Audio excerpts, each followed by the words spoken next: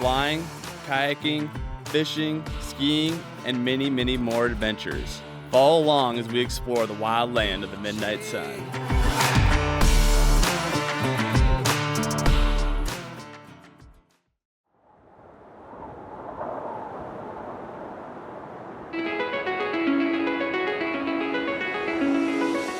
So, the question today is, are Bushwheels worth it?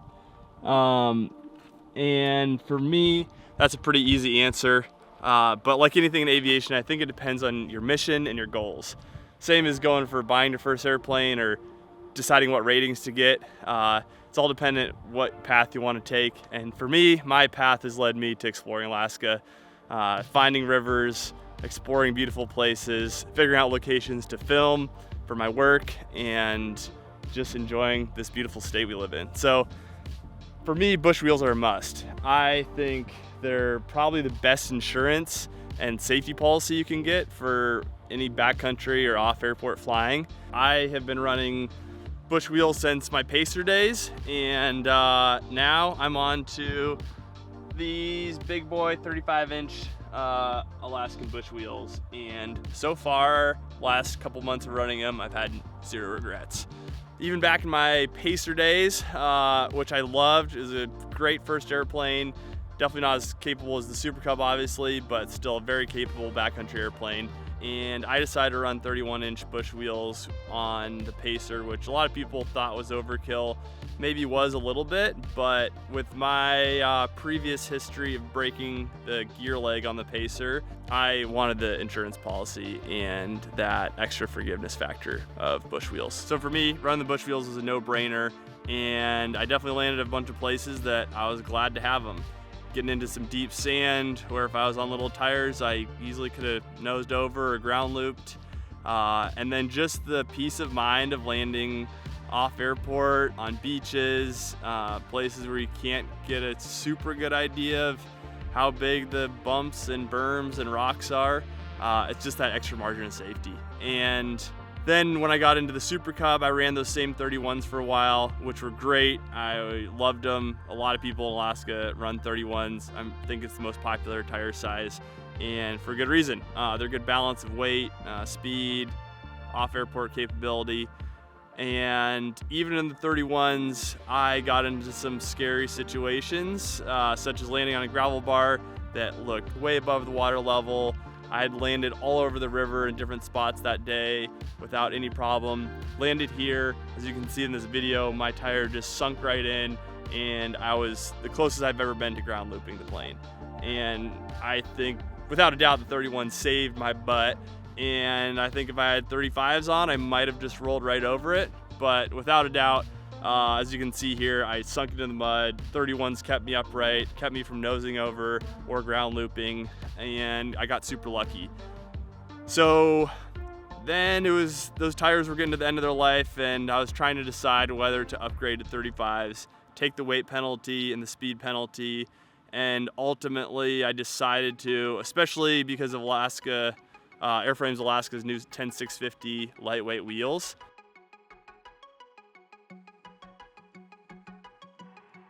Those took a significant weight penalty off the upgrade to 35s, which I think in the past has held back a lot of people. And for me, it was a pretty small weight difference relatively to go to 35s, especially for the extra safety margin I got out of them, and allowing me to land places like this, which is what flying in Alaska is all about for me. And I'm a big proponent of trying to save your gear, and having a gear failure experience in the past, and hearing countless stories of other airplanes having gear failures, especially any plane that doesn't have heavy duty gear built for them, which Super Cub, great, super strong gear, but yeah, other airplanes like Taylor Crafts and Pacers and Champs and what have you that don't have as strong gear, I think Bushwheels are a must for those planes, just to reduce that risk of gear failure. And even planes like Super Cubs that have heavy duty, super beefed up gear, they still have gear failures. People still land in spots that are rougher than they intended, or there's a big stick or rock or berm that you didn't see. And you can just imagine all of that force, like a 6 or 8 or 10 inch rock, going over that at whatever, even taxiing speeds, let alone landing speeds, is an enormous amount of stress on your gear and your airframe. You can also see in these slow-mo videos, taxiing through some rocky crap, the Bushwheels just absorb everything. And then you can see the baby Bushwheel, which I also decided to run for the same reason. Your tail takes so much abuse that there's really not a whole lot you can do to save your tail from all that abuse. But the baby Bushwheel, the big fork, does a ton. So yeah, baby Bushwheel was another easy choice for me. Definitely a lot of money for all of this stuff, but in comparison to damaging your landing gear, bending something, bending your fuselage, and then having a plane that's down for months and big bills, insurance premiums, what have you, it was a pretty easy upgrade for me, especially doing the flying that we're doing. And again, I think it all comes back to your mission. For me, coming out to places like this, figure out great filming locations. Airplane's a great tool for location scouting, for the cinematography work I do, and the fun factor. I can land in places that normally I'd have more hesitations or be more nervous about, and the 35's are just that extra margin of safety that makes backcountry flying and off airport in Alaska that much more fun and forgiving. So also, after flying in planes with Bushwheels, the landings, even your worst ones, start to feel a lot better because it's just like landing on pillows. So yeah, I don't know, that's another big thing, is just the comfort level for passengers. Most people, when they get in an airplane, I've never been in a small little plane like this before, and you go take them even somewhere pretty mellow off airport, it feels pretty rough and rowdy, and Bushwheels helps take a lot of that out. So I have a pretty stock Super Cub. It's got extended 6-inch gear, which I got mostly for ski flying, so I wanted more angle of attack and prop clearance. But I've also come to really like it on Bushwheels. I think it's a great combination with the 35's.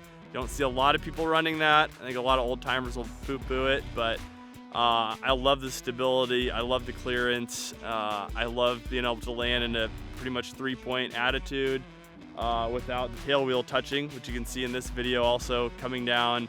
I'm pretty much as slow as I can get it, and what would normally be a full 3-point landing, I'm landing on my mains without the tail wheel touching, which is a big plus for saving all the abuse on your tail wheel and damaging your fuselage. Like you can see in the slow-mo video, there's still a little bit of bounce after I hit this pretty big berm. It doesn't look like it in a video, but it's pretty much like a foot-long ramp up that feels pretty abusive, and if I was going a little bit faster, would have just sent me flying into the air.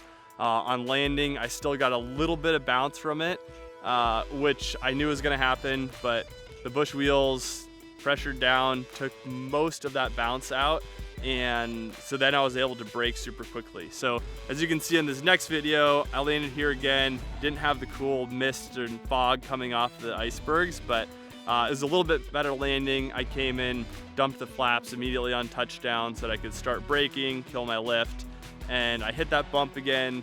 Bushwheels pretty much absorbed all of that impact. I still bounced just a tiny bit, so I missed out on maybe a second of braking, but yeah, I think nice shocks probably would absorb all of that. I could be braking right from the beginning, getting stopped quick, which is a must landing up here on spots like this. And another reason I decided to go with 6-inch extended gear as well as the 35's was just more clearance, better prop clearance, and especially for me, better kayak clearance, which I should note is really only a thing in Alaska to do legally, at least on a certified airplane. Up here we have something really cool called a fixed wing external load permit. So I had the FAA come out, inspect my airplane, issue me the certificate, and that allows me to carry external loads on a certified airplane. So for anyone who's wondering, that's how you can do it legally, only in Alaska. And you know, that was the reason I got into flying 4 or 5 years ago, was flying around in a Super Cub with my buddy, who's also a kayaker, looking at rivers all over the state that are only accessible by Super Cub pretty much, or helicopter, but most of the ones we want to paddle are in national parks, so not even helicopter. So Super Cub was really the only way to get into these rivers, and it took me a while to get there. I flew Pacer for a number of years, saved up, until I could afford a Super Cub. Got a pretty bare bones stock, cheap Cub, but did a couple upgrades to it that made it perfectly capable of going to the places I want to go. And finally got to the point of those last 5 years of pursuing aviation where I'm comfortable landing in tight backcountry spots in the top of river valleys. And now I'm able to strap my kayak to a rack on the bottom and paddle rivers all across the state. And anyway, yeah, the extra clearance for the kayak was a must, especially when you land somewhere bouncy, your gear splays out, your tires squish down, and you're trying to clear rocks and brush and stuff. So without any more rambling, I'm gonna go do some flying, put these Bushwheels to work, go explore some cool places, and thanks for watching. If you have any questions or anything I didn't cover, please leave a comment below. I'll try my best to respond to it. I love to have discussions about these kind of things and geek out about all things airplanes. So thanks for watching. See you on the next one.